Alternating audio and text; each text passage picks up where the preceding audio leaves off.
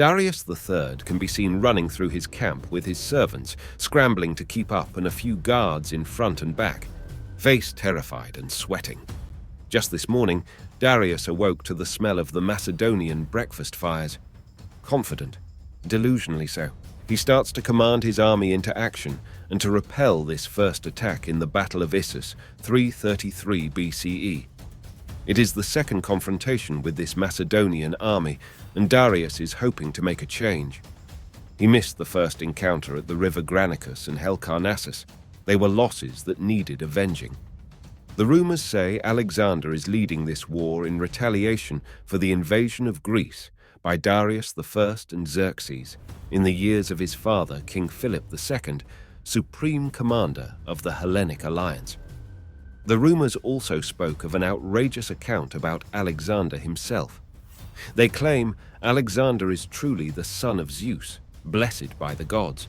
Some believe the temple of Artemis burnt down in 356 BCE due to the god attending the young Alexander's birth. Fantastical indeed. Stories of Queen Olympias and King Philip having visions of burning lands and divinely protected wombs. Darius has had enough of this flamboyant wannabe of an emperor.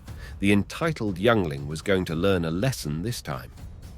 As the battle progressed, Alexander made a mistake. Charidamus, one of Darius's main generals, was able to cut off and outflank a portion of his troops.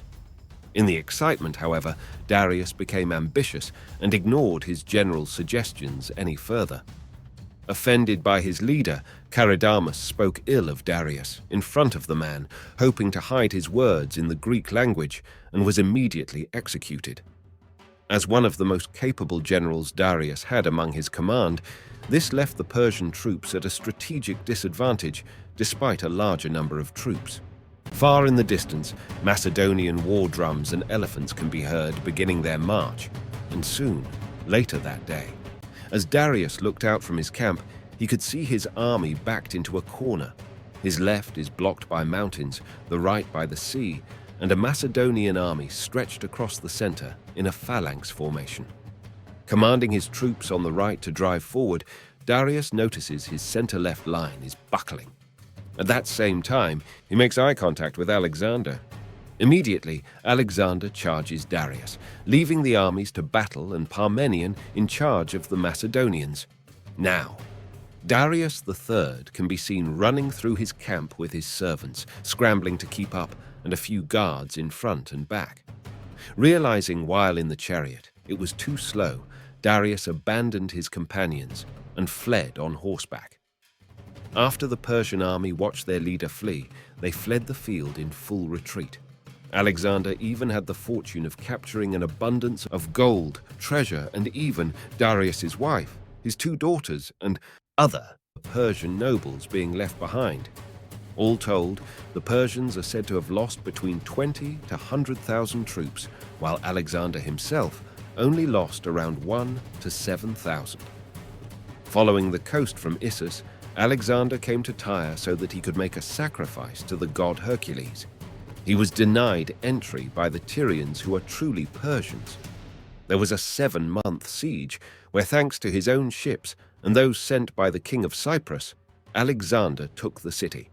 He was able to defeat the Tyrian Persian navies, after which we are led to the Battle of Gaugamela, where Darius III got to choose his own battleground, refusing to allow the upstart emperor any more of his kingdom in Asia. Bolstered by men from across his holdings, he is estimated to have brought together between 100,000 and 1 million troops. He leveled the terrain and even added traps and obstacles for the Macedonian army to encounter. After arriving and setting up camp at a distance from the city, Alexander's luck yet again was abundant. He was able to surprise and capture a small troop of Persians. The interrogations of these men gave Alexander the knowledge of all preparations made by Darius. Later that evening, an officer named Parmenio came to Alexander to argue for a night attack. Alexander, out of honor, refused to, quote, steal a victory, and on the morning of the battle, the Persians were left exhausted, expecting the night attack that never happened, while the Macedonian army was fresh and revitalized. Arriving to the field of battle, Alexander began to encourage his troops and call out the valiant deeds of his men for inspiration. As this progressed, a giant golden eagle, said to be possessed by Zeus, flew overhead, giving greater motivation for his troops to overcome yet another obstacle to victory. During the battle itself, Alexander outmaneuvered Darius again and had an opportunity to attack Darius from a distance. Throwing a spear at him, just barely missing, Darius was left to again flee the battle. During his multi-location retreat, Darius made multiple attempts of bribery and friendship toward Alexander. He was finally murdered by his own Bactrian satrap. This allowed Alexander to fully consolidate power and order throughout Asia, fulfilling his father's dreams of ruling Persia. He attempted to continue his conquest, but eventually his army became home sick and tired. He was forced to end his campaign and return home one of the greatest military minds to have ever lived, quite possibly proving himself to be the son of Zeus.